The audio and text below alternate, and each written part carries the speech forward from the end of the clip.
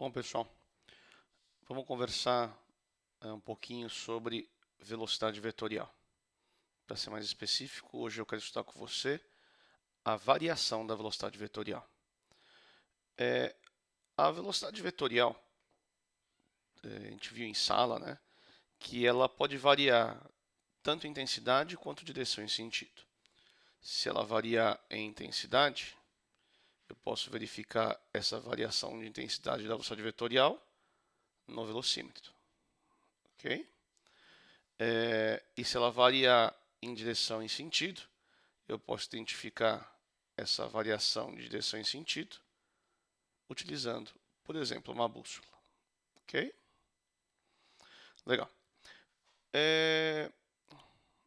E eu também sei que os movimentos que um corpo executa, eles podem ser classificados em função em função da variação da intensidade da velocidade vetorial e em função da variação da direção e do sentido. Tá ok? Olha só os possíveis movimentos. Movimento retilíneo uniforme, retilíneo acelerado, retilíneo retardado. Curvilíneo uniforme, curvilíneo acelerado, curvilíneo retardado. Tá? Vou colocar aqui a velocidade vetorial.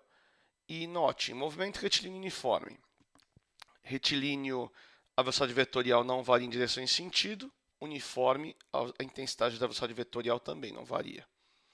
Retilíneo acelerado, a velocidade vetorial está variando em intensidade, está aumentando a intensidade. Retilíneo retardado, a intensidade da velocidade vetorial está diminuindo, portanto está variando. A direção e o sentido não variam. Movimento circular uniforme, a intensidade da velocidade vetorial permanece a mesma, porém a direção e o sentido estão variando. Movimento circular e acelerado, a velocidade vetorial aqui está variando em direção, né, e sentido, e também está variando em intensidade. A intensidade está aumentando.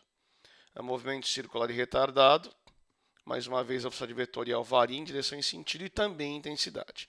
Nesse caso, a intensidade da velocidade vetorial diminui. Bom, já sabemos então, em cada um desses movimentos, ver se a velocidade vetorial varia ou não varia. Né? Se varia ou não em intensidade, se varia ou não em direção e sentido. A aula de hoje existe para a gente quantificar essa variação. A grandeza que quantifica a variação de velocidade é a aceleração. Tá? Só que tem uma coisa especial, né? A velocidade vetorial pode variar em intensidade e pode variar em direção e sentido. Eu vou ter uma aceleração só para cuidar da variação da intensidade da velocidade vetorial. Esta aceleração é chamada de aceleração tangencial. E eu vou ter outra aceleração para cuidar da variação da bússola, da variação da velocidade vetorial em direção e sentido.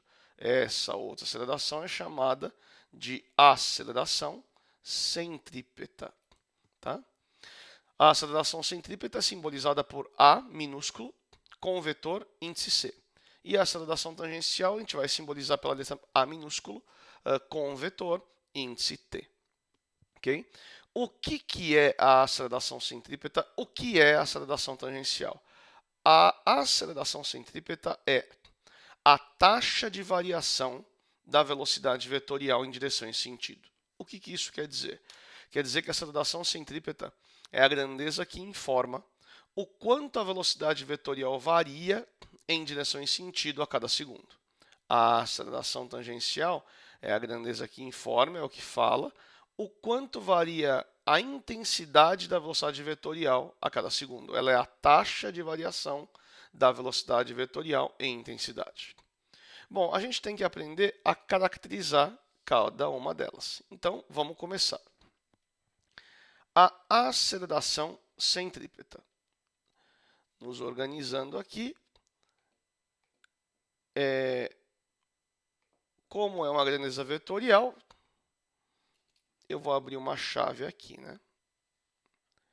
E vou caracterizar, vou informar quanto vale a intensidade, quanto vale a direção,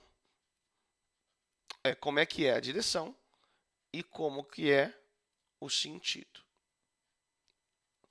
A intensidade da aceleração centrípeta é dada por uma expressão que é passível de demonstração, mas que eu não vou fazer aqui nesse vídeo, tá? A aceleração centrípeta é a intensidade da velocidade ao quadrado sobre o raio da curva. A direção da aceleração centrípeta é sempre radial e o sentido da aceleração centrípeta é sempre apontando para o centro. Tá? A aceleração tangencial.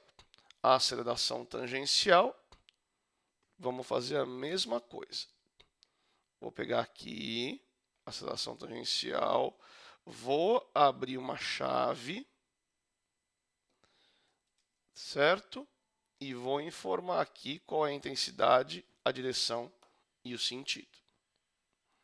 Vamos lá. A aceleração tangencial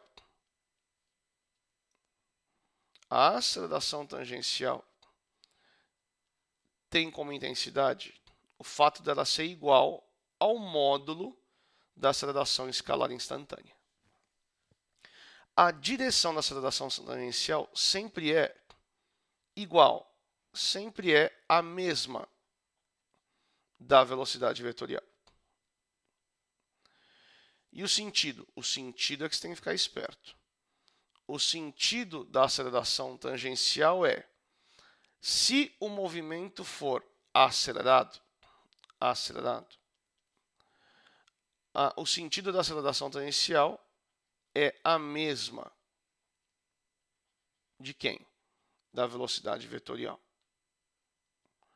Agora, se o movimento for retardado, aí o sentido da aceleração tangencial é contra o da velocidade vetorial. Certo? Bom, o que eu vou fazer agora então? Eu vou aplicar essa teoria que eu te apresentei para os movimentos que a gente tem. Tá? Então, tá aí, eu coloquei a aceleração tangencial em todos os casos, mas vamos comentar que é importante. Movimento retilíneo não está variando a bússola, não está variando a velocidade vetorial em direção e sentido. Portanto, não tem aceleração centrípeta. Tá? Aliás, em qualquer movimento retilíneo não tem aceleração centrípeta. Por quê? Porque a velocidade vetorial não varia em direção e sentido. Movimento retilíneo uniforme também não tem aceleração tangencial. Por quê? Porque a velocidade vetorial também não varia em intensidade. Movimento retilíneo. Aqui vamos retilíneo acelerado. Retilíneo, como eu disse, não tem aceleração centrípeta. E aqui, nesse caso, se é acelerado, tem aceleração tangencial. Por quê? Porque a velocidade vetorial está variando em intensidade. E como o movimento é acelerado, a aceleração tangencial, olha só aqui no resuminho, a aceleração tangencial, se o movimento é acelerado, é a mesma da velocidade vetorial. Por isso, essa aceleração tangencial é a favor da velocidade vetorial. E aqui no movimento retilíneo retardado, a aceleração tangencial é contra a velocidade vetorial. Ok? Bom, agora esses daqui de baixo são movimentos circulares. A velocidade vetorial está variando em direção e sentido, então em todos eles tem aceleração centrípeta. Tá? E perceba, em todos eles, a aceleração centrípeta aponta para cá, para o centro da curva. Tá? Uma coisa que você pode perceber também é que a aceleração centrípeta sempre vai ser perpendicular à velocidade vetorial. No movimento circular e acelerado, tem centrípeta. E como é acelerado, tem tangencial a favor da velocidade vetorial. E no movimento circular e retardado, tem centrípeta. E tem aceleração tangencial contra a velocidade vetorial. Tá? Bom, nessa brincadeira toda, está faltando falar de mais uma aceleração. A aceleração vetorial ou total, que eu vou simbolizar pela letra gama. Gama é a soma da aceleração centrípeta com a aceleração tangencial. Tá certo? O que é a aceleração gama, a aceleração vetorial total? Por ela ser a soma dessas duas, o gama é a taxa de variação da velocidade vetorial, tanto em intensidade quanto em direção e sentido. Tá? E aí vamos colocar a gama em cada um dos casos. Vamos ver. Movimento retilíneo uniforme, não tem nem aceleração centrípeta nem tangencial. Gama é igual a zero. Tá? Movimento retilíneo acelerado, só tem aceleração tangencial, não tem centrípeta. Assim sendo, gama é igual à aceleração tangencial. Idem para cá. Gama igual à aceleração tangencial. No movimento circular uniforme, só tem centrípeta, não tem tangencial. Então, o que eu posso dizer? Que gama é igual à aceleração centrípeta. Esses últimos dois casos tem aceleração centrípeta e tangencial, faz a soma vetorial e encontra aqui o nosso amigo gama. Mesma coisa aqui, aqui está gama. Certo? Bom, gente, então é isso. Essa é a teoria fundamental aí